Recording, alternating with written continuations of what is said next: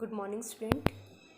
आज हम third chapter को स्टडी करेंगे, नॉन एक्वस सॉल्वेंट। इससे पहले हमने 2 चैप्टर कंप्लीट कर लिए, कोऑर्डिनेशन केमिस्ट्री, कोऑर्डिनेशन कंपाउंड और डी ब्लॉक एलिमेंट। आप उन दोनों को अच्छे से स्टडी कर लो और डेट शीट तो आपको पता ही चल गई है, तो आपके एग्ज़ाम बस समझो बस आ ही चुके हैं। तो अपनी प्रिपरेशन आप अच्छे से रखो। आज हम स्टार्ट करते हैं नॉन एक्वस सॉल्वेंट। मैं आपको करवा दूँगी ये 2-3 लेक्चर में कंप्लीट।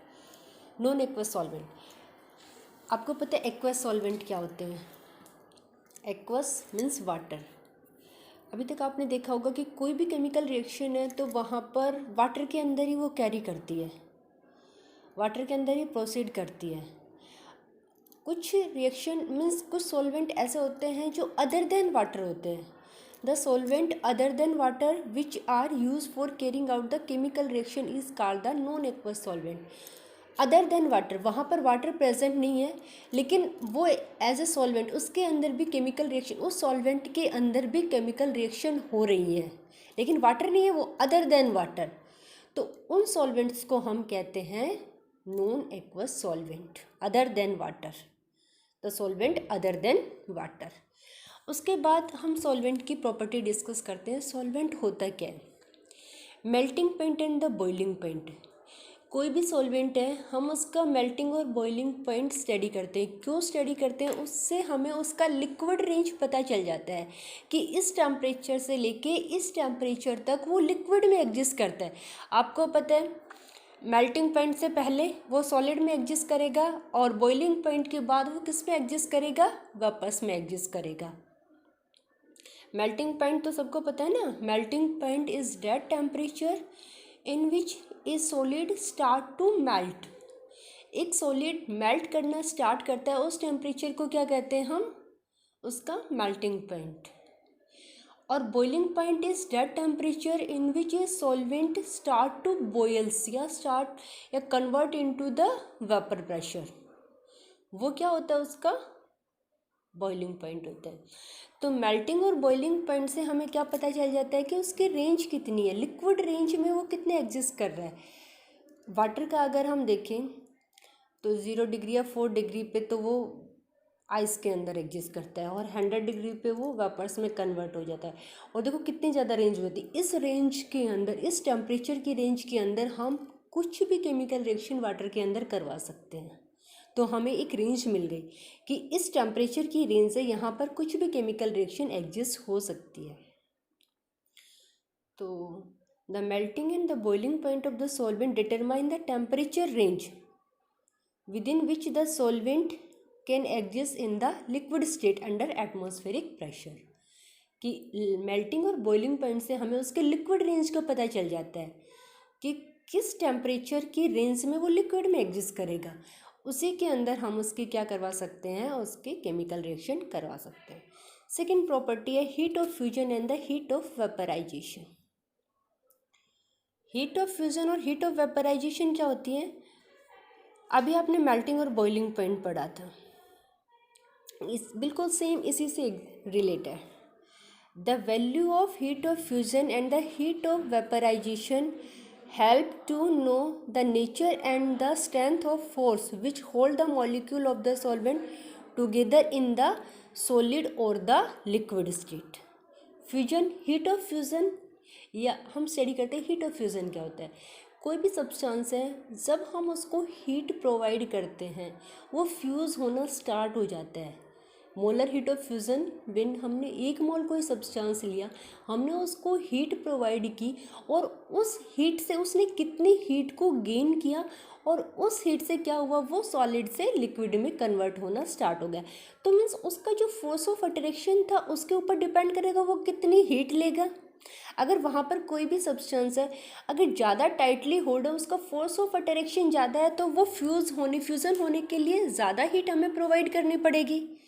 अगर कोई सब्सटेंस ऐसा है जिसका फोर्स ऑफ अट्रैक्शन कम है उन मॉलिक्यूल्स के बीच में, तो हमें कम हीट प्रोवाइड करनी पड़ेगी। तो इससे हमें हीट का पता चल जाएगा कि हीट ऑफ फ्यूज़न और हीट ऑफ वेपराइजेशन हमें उस सब्सटेंस के किसके बारे में पता चल जाएगा कि वहाँ पर जो भी मॉलिक्यूल्स है उन मॉलिक्यूल्स के बीच में कितना स्ट्रॉन्गर फोर्स है। अगर ज़्यादा स्ट्रॉन्गर फोर्स ऑफ अट्रैक्शन होगा तो वहाँ पर क्या होगी, हीट ऑफ फ्यूज़न और हीट ऑफ वेपराइजेशन की वैल्यू क्या होगी, ज़्यादा होगी। Heat of fusion and the molar heat of vaporisation, जब हम एक मोल कोई सब्सटेंस लेते हैं और उसको हम हीट प्रोवाइड करते हैं, वो किस में कन्वर्ट हो जाए, वापस में कन्वर्ट हो जाए, उसको क्या कहते हैं हम, मोलर हीट ऑफ वेपराइजेशन। और हीट ऑफ वेपराइजेशन, हमने कोई भी सब्सटेंस लिया, हमने उसको हीट प्रोवाइड किया, उसने कितनी हीट ली, कितनी एनर्जी उसने एब्जॉर्ब की, और उस एनर्जी से वो किस में कन्वर्ट होना स्टार्ट हो गया, बॉयल होना स्टार्ट हो गया। Delta H evaporation by TB boiling point is equal to Trouton constant. उसके बाद है कोई भी सॉल्वेंट है उसका dielectric constant. The property is a measures of the polar nature of the solvent and help to estimate the solubility of the polar or non-polar substance in a solvent.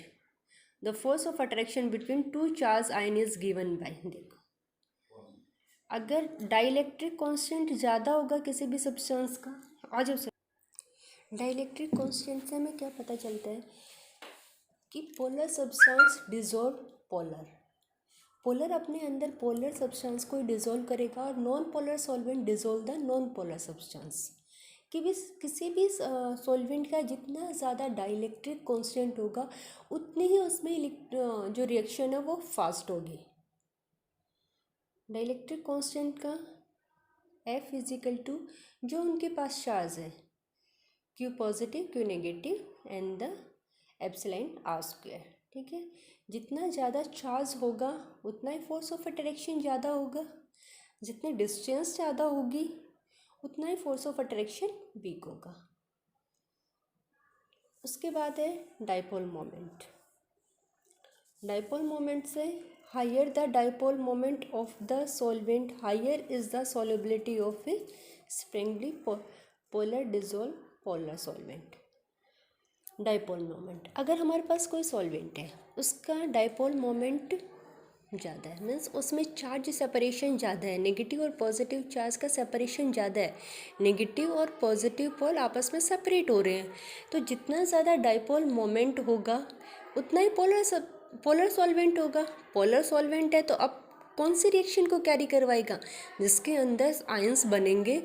कोई भी solvent अगर हमने देखो solvent ले लिया, अगर हमारे पास water solvent है, वाटर है तो वाटर किसके अंदर एस पॉजिटिव OH नेगेटिव के आयंस के अंदर डिजोल्व या ब्रेक हो जाएगा।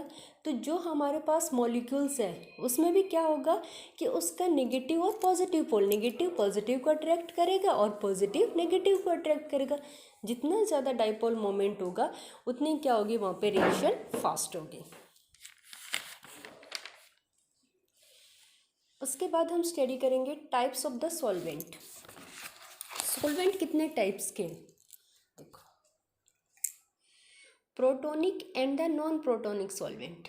प्रोटोनिक सॉल्वेंट कौन से होते हैं, जिस सॉल्वेंट से दो solvent which can donate the H positive ion, proton जो डोनेट करेंगे वो सॉल्वेंट कौन से होंगे, प्रोटोनिक सॉल्वेंट। हमारे पास क्या है H2O HF H2O SO4 plus या HCl। अब वाटर कैसे ब्रेक होगा, H2O है, क्या डोनेट करेगा, प्रोटोन डोनेट करेगा H positive plus OH negative.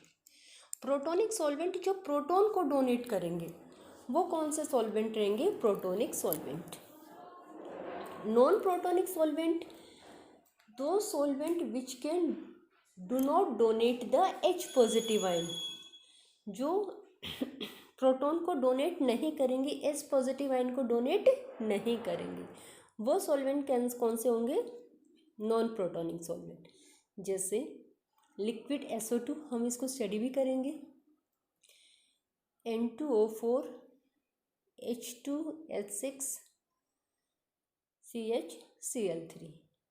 यहाँ पे देखिए तो यहाँ पे अगर SO2 as a solvent behave कर रहा है तो यहाँ तो प्रोटॉन तो हाइड्रोजन तो हमें दिख ही नहीं रहा, तो ये H पॉजिटिव को तो डोनेट नहीं करेगा। N2O4 यहाँ भी हमें हाइड्रोजन नहीं दिख रहा है इस सॉल्वेंट के अंदर भी, तो ये भी H पॉजिटिव को डोनेट नहीं करेगा। C2H6 यहाँ हाइड्रोजन तो है, लेकिन ये कौन सा है, कोवलेंट बॉन्ड वाला सब्सटेंस है, यहाँ से भी हाइड्रोजन डोनेट नहीं होगा। और सेम ऐसे ही CHCl3, यहाँ पर भी एक कोवलेंट बॉन्ड के थ्रू कनेक्ट है, यहाँ से भी हाइड्रोजन रिमूव नहीं होगा। तो प्रोटोनिक सॉल्वेंट, दो solvent which donate the proton which donate the H positive ion is called the protonic solvent, or non-protonic solvent which do not donate the H positive ion. उसके बाद है acidic, basic and the amphoteric solvent. Acidic solvent कौन से होते हैं, the solvent which have a tendency to donate proton are acidic in nature. Acid वही होते हैं जो H पॉजिटिव को डोनेट करे। H पॉजिटिव को डोनेट कौन करेगा, H2SO4 and the HF। H2SO4 किस में ब्रेक होगा, सॉल्वेंट है, यहाँ पर हाइड्रोजन आपको इस सॉल्वेंट के अंदर दिख रहा है ना, H2SO4। अगर ये सॉल्वेंट ब्रेक हो रहा है तो कैसे ब्रेक होगा, 2H positive ion plus SO4 negative, ठीक है, ये ऐसा ब्रेक होगा। HF H positive and F negative. जो प्रोटॉन को डोनेट करेंगे वो कौन से होंगे, acidic solvent. Basic solvent, solvent which have strong tendency to accept the proton. जो भी सॉल्वेंट है उनकी टेंडेंसी है क्या, प्रोटॉन को एक्सेप्ट करने की। वो कौन से सॉल्वेंट रहेंगे, बेसिक इन नेचर, जैसे NH3। Ammonia as a solvent behave करता है। अमोनिया क्या करता है, NH3 प्लस ये एक प्रोटॉन को लेता है और किस में कन्वर्ट हो जाता है, NH4 पॉजिटिव। मीन्स जो सॉल्वेंट H पॉजिटिव को एक्सेप्ट करेंगे वो कौन से होंगे, basic in nature. Pyridine C6H5 and ये भी क्या करेगा, नाइट्रोजन के पास लोन पेयर ऑफ इलेक्ट्रॉन है, ये क्या करता है, जिसके पास लोन पेयर ऑफ इलेक्ट्रॉन वो प्रोटॉन को एक्सेप्ट कर लेता है। और हाइड्रोजन NH2NH2 ये भी क्या करेगा, नाइट्रोजन है, इसके पास lone pair of electron present है, तो ये भी क्या करेगा, प्रोटॉन को एक्सेप्ट कर लेते हैं।